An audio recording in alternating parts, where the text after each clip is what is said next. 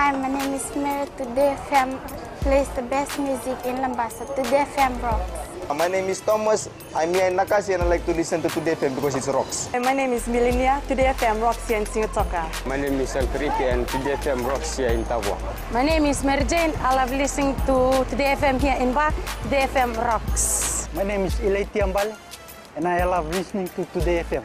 Today FM rocks here in Osur.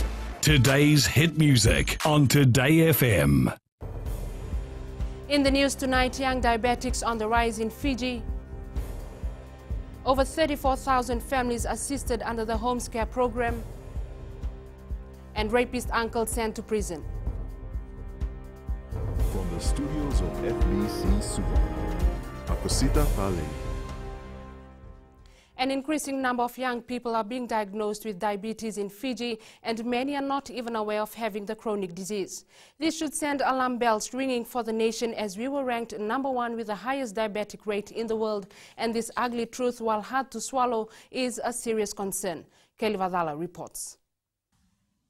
Diabetes Fiji says many people have diabetes for a long period of time before they're diagnosed, and this results in an unexpected amputation.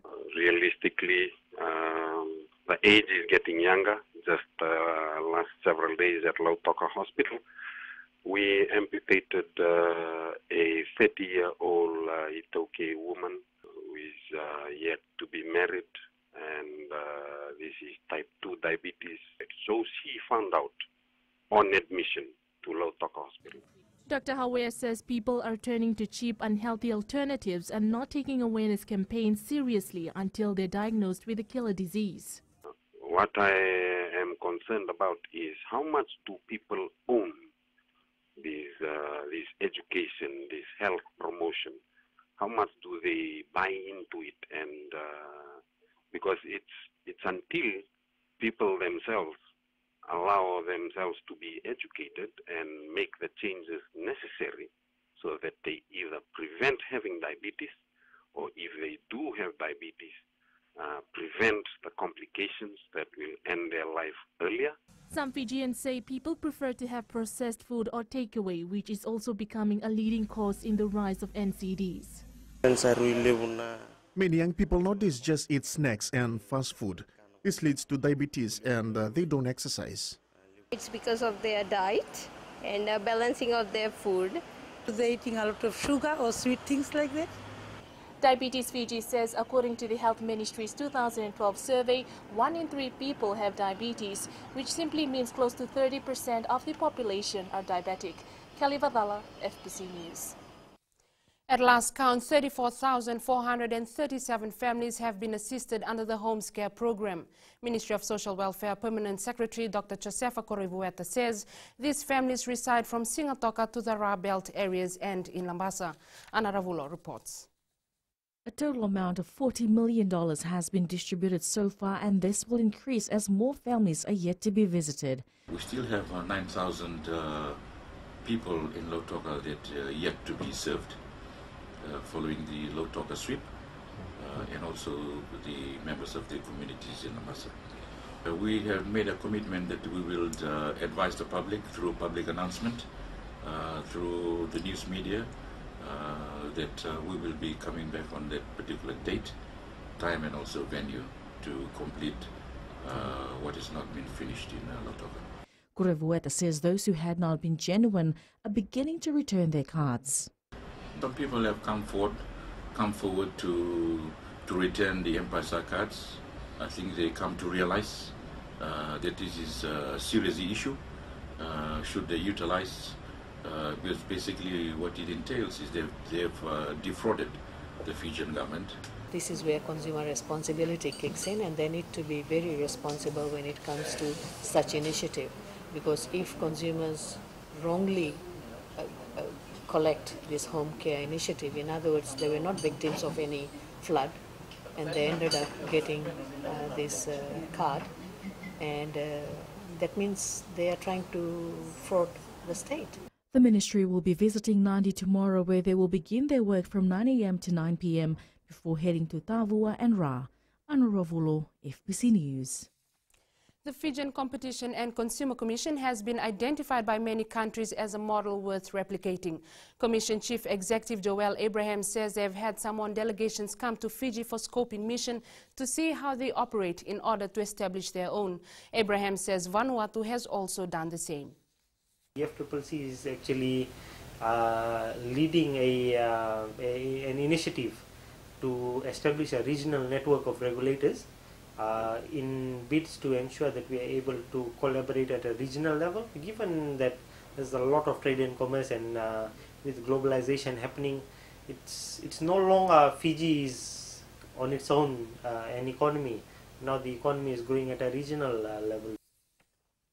A 74-year-old man who raped his niece has been sentenced to 13 years imprisonment by the Suva High Court today. The accused was found guilty on 2 counts of rape by Judge Justice Riaz Hamza and will serve his sentence concurrently. Rachel Nath was in court and filed this report. The victim was 13 years old, while the accused was 69 years old when the incident occurred in Tailevu. The court heard that the attacks took place on 2 separate occasions between August 1st, 2015 and October 31st, 2015. The granduncle first raped the victim by luring her with a $5 note. However, the victim ignored him. Frustrated, he followed her to the pig pen where he threatened and raped the 13-year-old. The second incident also occurred in the pig pen where he threatened and raped her again. The incident was made known when the aunt of the victim confronted her, to which she revealed what her granduncle was doing. While sentencing the accused, Justice Hamza said as a granduncle to the victim, he needed to protect her. Instead, he breached her trust. He adds due to the actions of the accused, the 13-year-old will suffer for a lifetime. The court also heard that the victim wanted to kill herself following the incident as she was emotionally disturbed, affecting her education and having to live with the stigma and embarrassment within her village. In his closing sentencing, Justice Hamza says the courts need to protect women and children from such incidents. Hence, the courts need to give sentences which would deter others from committing such heinous crimes. Rachel Nath, FBC News. Alleged murderer Imshad Israr Ali's caution interview was read out at the Suva High Court today. Ali is charged with 1 count of murder. Catherine Krishna reports. According to the interview, the accused met his de facto partner Rajeshni Sharma in 2008 and moved in with her in late August at Rewa Street. On the 1st of November, they needed money for rent and shopping, and Sharma wanted to recharge her phone. Ali said that he was unemployed and advised Sharma to put the money towards rent and shopping. He mentioned he wanted to go to Nandi for a court case, but Sharma disagreed and said he couldn't live without her consent. Ali said Sharma then hit him with a plate. He said this made him angry and he pushed Sharma, who fell to the floor and began bleeding from her head. Ali said that he used an iron rod to hit her and pressed her neck with his right leg and noticed that she was motionless. He then took the kettle cable, placed it below her neck and pulled it in the opposite direction for at least 1 minute. The next day, he packed his clothes, took Sharma's phones and left for Nandi. On his way back to Suva 2 days later, he asked the police to check his house as he had tried calling Sharma, who was not responding. After the statement was read by Nand, defense lawyer Abhay Singh put to the witness that his client was not given a chance to read the caution interview. Nand said that Ali was given the written copy of the statement. Singh also asked why Nand had not done anything when his client reported that he was assaulted at the Nambua police station. Nand said the client had not complained about it, but he was taken to the hospital because he requested for it.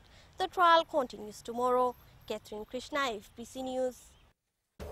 Still to come, Fiji Taxi Association open to consumer complaints. And Americans carry out free specialist surgeries in Taveuni. Stay with us.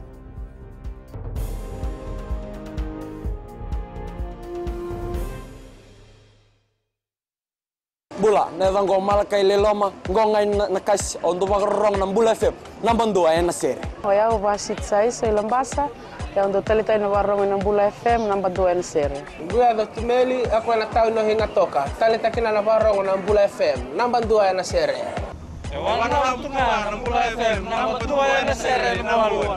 Na vengo fani na tauni ngo singatoka kita ndo talita kana Bula FM namba 2 ena sere. Bula FM namba 2 ena sere.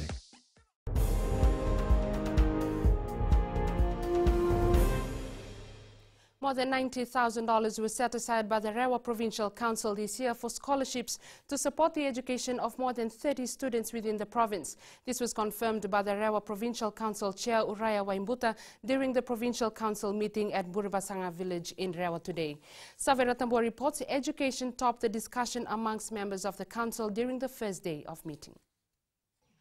The need to have more skilled people within the province was the core focus of the council meeting today. Rewa Provincial Council Chair Wimbuta says looking at the number of school dropouts and the unavailability of doctors, pilots and other skilled personnel has prompted the council to invest more on education. We ensure that it is going to the specific studies that we require that is lacking in the province. So those were part and parcel. And that is part of the initiative. Not only at the tertiary level, we also offer a scholarship to some at the lower levels, which is trying to encourage everybody to move into that area. The council focuses more on education than other issues. We are the biggest rubbishers of our environment, the indigenous Fijians. We look at the plastic bags, the plastic bottles, takeaway packs, and what I was doing here was reminding us that we really need to look after our environment. The council will work with the Education Ministry to raise awareness of educational programs that could benefit the future generation of the province. Sawera Tamboa, FBC News. The Fiji Taxi Association is urging regular taxi service users to step forward and complain if they find that their fares from a particular destination have increased. It is alleged that some taxi drivers tamper their taxi meters to increase the charge. Fiji Taxi Association General Secretary Rishi Ram says it is unjustifiable if taxi drivers think they can get away with their acts. Ram says this issue will be discussed in the annual general meeting, which will be held in Nandi on 24th of June. It's indeed it's an offense for any taxi driver or proprietor to tamper with the meter, because the meter is once tested, it's been sealed by LTA, and we have to abide by it. 157 American volunteer doctors are participants in carrying out free specialist surgeries at the Waievo Hospital in Taveuni. The doctors are members of the Loloma Foundation, who have been helping Fijians for 8 years now by providing free surgical and dental services for those unable to pay for it. Elena Torangevi reports. They have been called angels, walking on earth and giving new leases of life under the knife.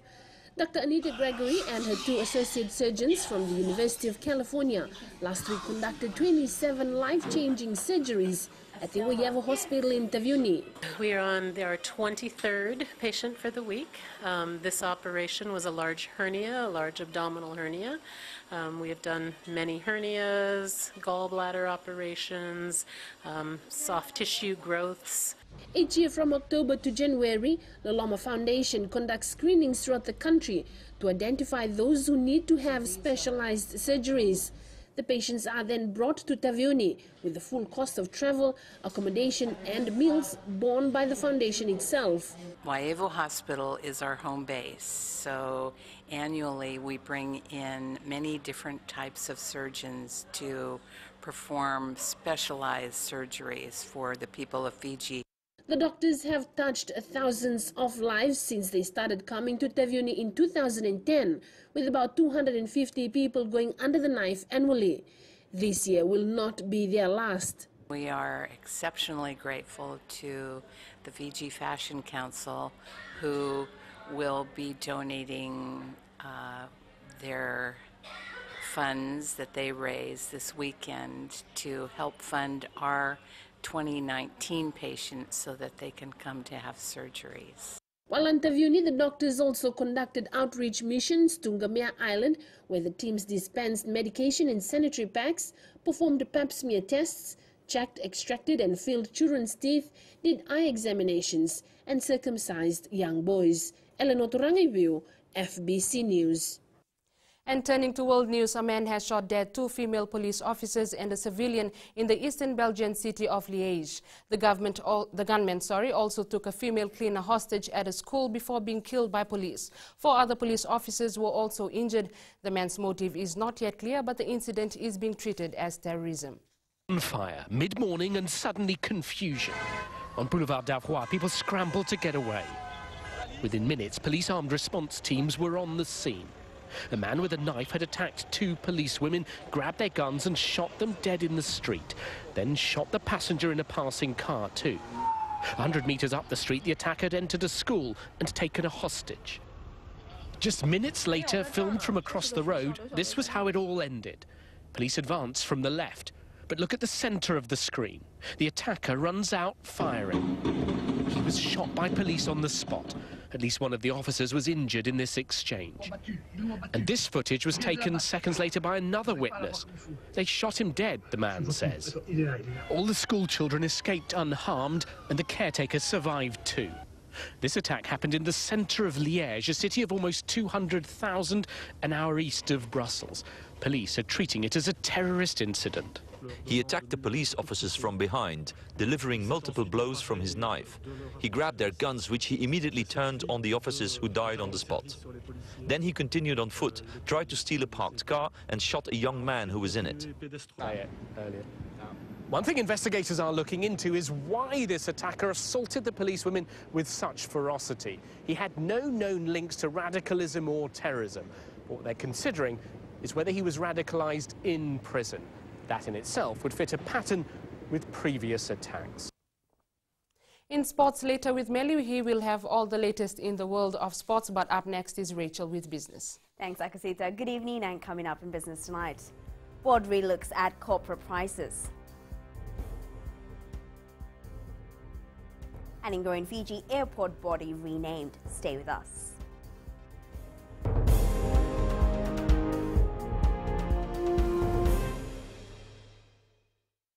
Lola, I am Eleanor. For the best classic hits, I only listen to Gold FM here in Singapore. Gold FM, only the classic hits. My name is Seni Rawa. I love listening to Gold FM here in Nosuri. Gold FM, only the classic hits. My name is Dino. I'm from Outrigger, Coral Coast, Singapore. I love listening to Gold FM, only the classic hits. My name is Salote. I love listening to Gold FM here in Nosuri. Gold FM, only the classic hits.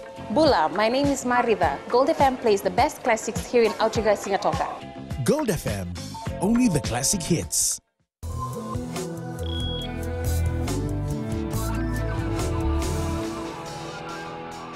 In business tonight, the board of copra millers Fiji met this week to look at wholesale price of coconuts, which was reduced from 25 cents to 18 cents. Board Chair Raj Sharma says the price reduction is due to the reduction in world market price of coconut oil that dropped from 2,500 to 1,668 per ounce. And as such, the company reviewed its price for raw materials. However, Sharma thanked the government for stepping in and maintaining the price of wholesale nuts to 25 cents for top quality nuts and for small or substandard nuts at 10 cents. The board still maintains the price of copra at $1,000 per tonne through copra price support scheme despite the world market price reduction. The company is going through a transformation by diversifying its products such as virgin coconut oil and coconut meal apart from crude oil. And we now join Sharon from HFC Bank with the latest from the money market. Let's see what's making headlines in the financial markets. The Reserve Bank of New Zealand released its financial stability report this morning. The Kiwi financial system remains sound and there are sufficient capital and liquidity buffers. However, their central bank noted that household mortgage debt remains high, with housing price inflation expected to remain somewhere between 2 to 3%. Meanwhile, Australia's building permit figures came in worse than expected, contracting by -5%. Japan's retail figures were mixed, with large retailers' sales coming in at -0.8%, while overall yearly retail trade into April recorded 1.6%. Still awaits is the US annual GDP in their first quarter core personal consumption expenditure release. All of this affects our basket of currencies from which the value of the Fiji dollar is set. Vinaka. Thanks, Sean. Taking a look at today's currency exchange rate set this morning for the Fijian dollar. It was a mixed day for our dollar, rising against 4 of the 7 currencies we cover. It increased against the US dollar and the euro, and also up against our major trading partners, Australia and New Zealand.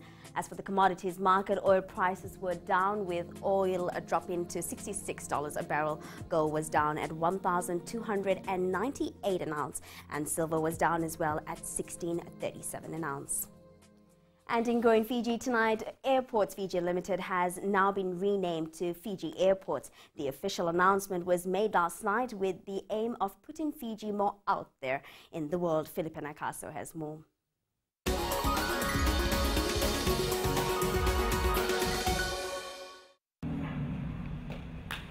The rebranding of AFL to Fiji Airports is aimed at marketing the Fiji brand. You know that Fiji Airways, which is our national carrier, flies to this airport. So it's known as Fiji Airways. It's better for you to be known as Fiji Airports. Fiji Airways flies to Fiji Airports. It's also symbolic of the fact that you not only look after this airport, but you look after all the airports in the entire country itself. The Attorney General says that the rebranding has been done with careful consideration. So a number of changes, of course, have been made to ensure that the brand of Fiji is marketed. Because